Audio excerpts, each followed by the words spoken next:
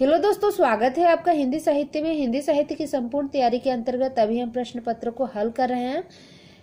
तो दोस्तों चलिए 2014 दिसंबर नेट का प्रश्न पत्र थर्ड को हल करते हैं। अगर आप चैनल पर नए हैं तो सब्सक्राइब कर सकते हैं तथा बगल में लगी हुई घंटी को प्रेस कर सकते हैं मेरी आने वाली नई वीडियोज को देखने के लिए। दोस्तों ये आपका ही चैनल है, आप सुझाव दे सकते हैं अपना। और अगर मेरी वीडियो आपको पसंद आ रही है तो लाइक कर सकते हैं तथा अपने दोस्तों को शेयर भी कर सकते हैं। आइए देखते हैं इनमें से कौन सी ध्वनि संयुक्त व्यंजन है। क्यों, आधा को और यह संयुक्त व्यंजन है, बाकी सब नहीं है।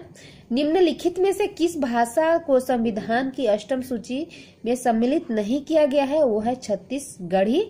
डोंगरी, मणिपुरी और मैथिली को 8वीं अनुसूची में शामिल किया गया है। पुष्पदंत की प्रबंध रचना है दोस्तों उदय कुमार चरियू। इसमें कामदेव के अवतार नाग कुमार का चरित्र का चित्रण है। और पुष्पदंत को हिंदी का प्रथम कवि माना है दोस्तों शिव सिंह सेंगर ने, जिनका समय है 10वीं शताब्दी। पुष्पदंत का समय है 10वीं शताब्दी, याद रखिएगा। ब्रह्मणे ही म जानंत ही भेऊ एवं पढ़ ये चौ बेऊ मट्टी पाणी कुश लहा पढ़ंत घर ही बसही बैसी अग्गी हुड़ंत। यह सरहपा की पंक्तियां हैं। मुसलमान अनुयायी कबीरदास को किनका शिष्य मानते हैं? शेख तकी का। बहुत इंपॉर्टेंट है दोस्तों, याद रखिएगा। फोर्ट विलियम कॉलेज के किस शासक के माध्यम से हिंदी भाषा को पाठ्य पुस्तकों का प्रकाशन आरंभ हुआ? गिल क्राइस्ट की सहायता से। संशयात्मा किस कवि की रचना है दोस्तों? ज्ञानेंद्र पति की रचना है। एकांकी में अन्वित अथवा संकलन त्रय के अंतर्गत काल स्थान के साथ किसके निर्वाह की गणना की जाती है? कार्य की। इनमें से किन अनुभाव का एक भेद है? आहार्य शब्द में जहां मूल अर्थ नहीं बल्कि उसका व्यंग्यार्थ अभिप्रेत होता है वहां कौन सा शब्द शक्ति होती है? कौन सी शब्द शक्ति होती है? व्यंजना। जयशंकर प्रसाद कृत उर्वशी किस विधा की रचना है? चंपू काव्य। और इसकी रचना जयशंकर प्रसाद ने 1909 ईस्वी में की थी। काव्य दोष की परिभाषा इनमें से सबसे पहले किसने दी? वामन ने। पाय महावर दैन को नाइन बैठी आय फिर जाने महावरी एड़ी सिड़त जाय। इन काव्य पंक्तियों में कौन सा अलंकार है दोस्तों? भ्रांति मान अलंकार है। यथार्थवाद और छायावाद निबंध के रचयिता है जयशंकर प्रसाद।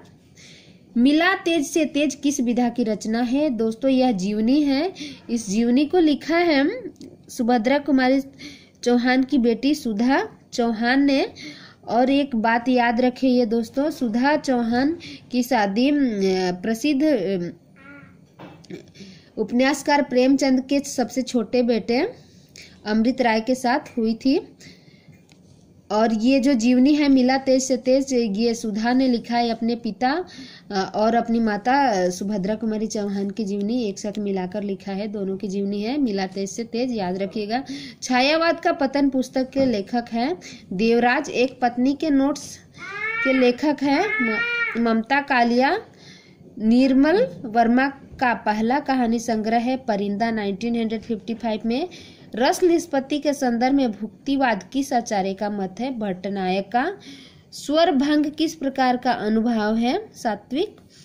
जयशंकर प्रसाद के किस नाटक का एक पात्र है सर्वनांग? स्कंदगुप्त का। निम्नलिखित में से कौन सा नाटक स्त्री समस्या से संबंधित नहीं है? चिंदियों की एक झालर, यह अमृत राय द्वारा लिखा हुआ नाटक है दोस्तों। यह जनरेशन गैप के ऊपर लिखा गया नाटक है। बाकी देखिए अंधा कुआं, ये लक्ष्मी नारायण लाल का है 1955 में। अंधा कुआं के साथ साथ आपका अंधा युग भी याद आना चाहिए। यह वह धर्मवीर भारती का लिखा हुआ है 1955 में। दोनों का समय सेम ही है 1955, आप याद रखिएगा।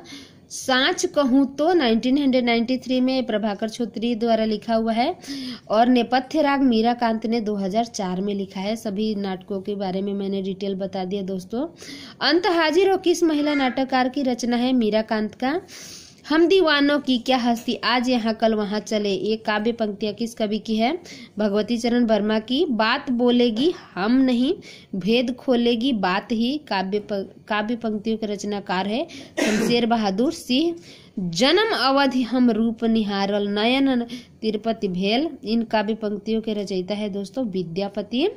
रूप की आराधना का मार्ग, आलिंगन नहीं तो और क्या है, रामधारी सिंह दिनकर की पंक्तियां है। लोक वृत्तानुकरण, नाट्य मेतन्मया कृतम, यह कथन भरत का है। काव्यं तु जायते जातु कस्यचित् प्रतिभावतः, यह भामह की पंक्ति है दोस्तों। औचित्य रस सिद्धस्य स्थिर कावस् जीवितम, यह पंक्ति क्षेमेंद्र की है। कविता सर्वोत्तम शब्दों का सर्वोत्तम क्रम विधान है, कोलरिज का कथन है दोस्तों। कविता हमारे परिपूर्ण क्षणों की वाणी है, यह सुमित्रा नंदन पंत का कथन है। निम्नलिखित में से कौन सा श्रृंखला मूलक अलंकार नहीं है? यह काव्यांग लिंग नहीं है। इनमें से कौन सी बोली ओकार बहुला नहीं है, खड़ी बोली नहीं है? विज्ञान गीता केशव दास की रचना है। गीत गुंज किस कवि की रचना है? सूर्यकांत त्रिपाठी निराला का। छाया नामक एकांकी के लेखक है उपेंद्रनाथ अस्क। राजेंद्र यादव की कहानी है जहां लक्ष्मी कैद है 1957 में।